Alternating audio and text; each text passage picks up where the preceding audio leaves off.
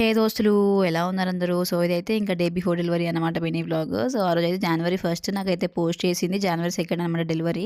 So జనవరి 1 admit అవ్వమన్నారు. And ఇంకా ఆ రోజు అయితే నేను మార్నింగ్ సో న్యూ ఇయర్ కదా, మంచిగా పూజ చేసుకొని ఆ ఇయర్ అంతా హ్యాపీగా ఉండాలి అండ్ డెలివరీ బాగా అవ్వాలి అనేసి ఇంకా దేవుడికి అయితే ప్రే చేసుకున్నాను. ఇంత లేట్గా పోస్ట్ చేస్తున్నాను ఏంటి అనుకోకండి. సో ఇంకా డెలివరీ అయిన తర్వాత కొంచెం రెస్ట్ తీసుకోవాలి కదా. అండ్ ఇంకా ప్రీవియస్ వీడియోస్ కూడా ఉన్నాయన్నమాట. సో అవన్నీ ఇంకా చిన్న చిన్న పెట్టుకుంటూ వస్తున్నాను.